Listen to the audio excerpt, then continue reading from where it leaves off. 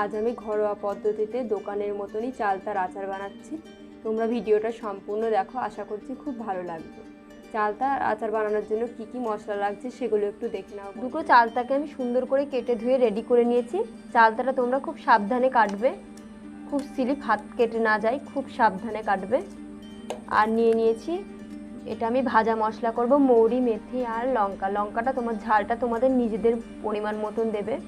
আর ফোড়নের জন্য নিয়ে নিয়েছি 5 ফোড়ন, 2টো শুকনো লঙ্কা, 2টো তেজপাতা, লবণ, হলুদ আর তেল আর গুড় লাগছে। কড়াইটা বসিয়ে দিয়েছি। প্রথমে আমি চালতাটাকে সেদ্ধ করে নেব। কড়াইতে দিয়ে দিচ্ছি জল।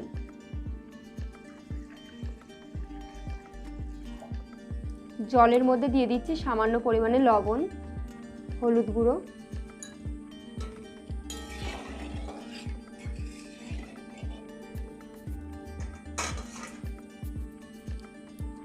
চালতাগুলো দিয়ে দিচ্ছি। ভালো করে মিশিয়ে নেব। চালতাটা বেশিক্ষণ কেটে রাখলে লাল হয়ে যায়। এবার আমি 15 মিনিটের জন্য ঢাকনা দিয়ে ঢেকে দিচ্ছি। 15 মিনিট পরে ঢাকনাটা খুলছি। চালতাটা আমার অনেকটাই সেদ্ধ হয়ে গেছে। এবার আমি জলটা ঝরিয়ে নিচ্ছি।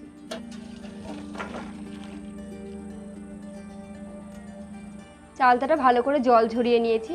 এবার আমি কড়াইয়ের মধ্যে দিয়ে দিচ্ছি, দিয়ে গ্লাস দিয়ে একটু থেতো করে নেব।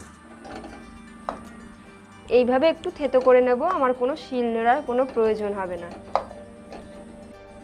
আপনারা চাইলে শিলনোড়াও ব্যবহার করতে পারেন। বন্ধুরা, আমি খুব সুন্দর করে থেতলে নিয়েছি। এবার আমি একটা বাটিতে ঢেলে নিচ্ছি।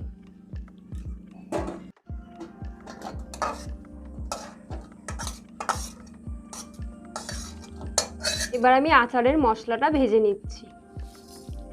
এই মশলাটা ছাড়া কোনো আচারই করা যাবে না। যে কোনো আচার করতে গেলে এই মশলাটা অবশ্যই লাগবে।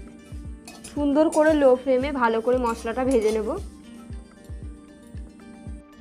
আমরা আমাদের পরিমাণ মতন ঝাল দিয়েছি, যেহেতু বাচ্চারা খাবে তাই জন্য আমি 4টে লঙ্কা দিয়েছি। তোমরা তোমাদের পরিমাণ মতন লঙ্কা দেবে। মশলাটা আমার ভাজা হয়ে গেছে। এবার আমি নামিয়ে নিচ্ছি। দিয়ে দিচ্ছি সরষের তেল।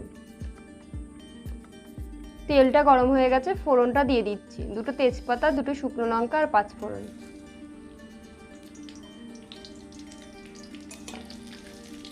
ফোড়নটাকে খুব সুন্দর করে ভেজে নেব। ফোড়নটা আমার ভাজা হয়ে গেছে।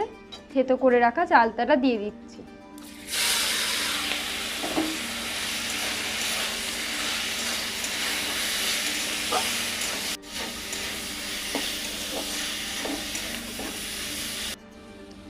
অল্প পরিমাণে হলুদ গুঁড়ো দিয়ে দিচ্ছি। যেহেতু আমার লবণ দেওয়া আছে, লবণ আমি আর দেব না। হলুদও দিয়েছি, কালারের জন্য অল্প পরিমাণে হলুদ দিয়ে দিলাম। খুব সুন্দর করে মিশিয়ে নেব। এবার আমি গুড়টা দিয়ে দিচ্ছি।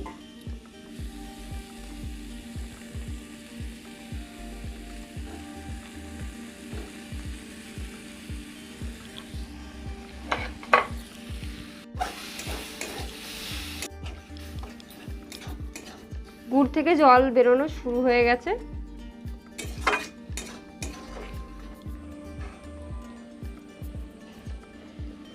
আচারটা না হতেই এখনই খুব সুন্দর একটা গন্ধ বেরিয়ে এসেছে।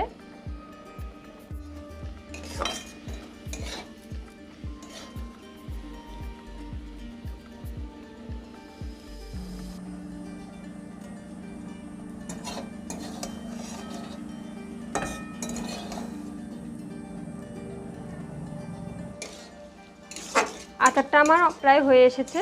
আমি আরেকটু ভালো করে নেড়ে নেব। জলটা পুরো শুকিয়ে নেব।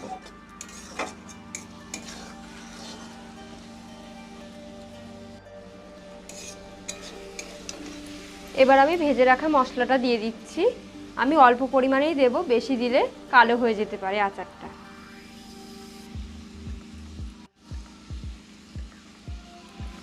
এই মশলাটা আচারের মেন মশলা। এই মশলাটা ছাড়া আচারই হবে না। যে কোনো আচার করতে গেলে এই মশলাটা অবশ্যই লাগবে। মৌরি, মেথি আর শুকনো লঙ্কা। তাছাড়া আচারে বেশি মশলার প্রয়োজন হয় না। বন্ধুরা, আমার চালতার আচারটা সম্পূর্ণ রেডি। এবার আমি নামিয়ে নিচ্ছি। এবার আমি একটা প্লেটে নামিয়ে নিচ্ছি। কালারটা খুব সুন্দর হয়েছে। আমার এই রেসিপিটি যদি তোমাদের ভালো লাগে, লাইক, শেয়ার ও সাবস্ক্রাইব করতে যেন ভুলবে না।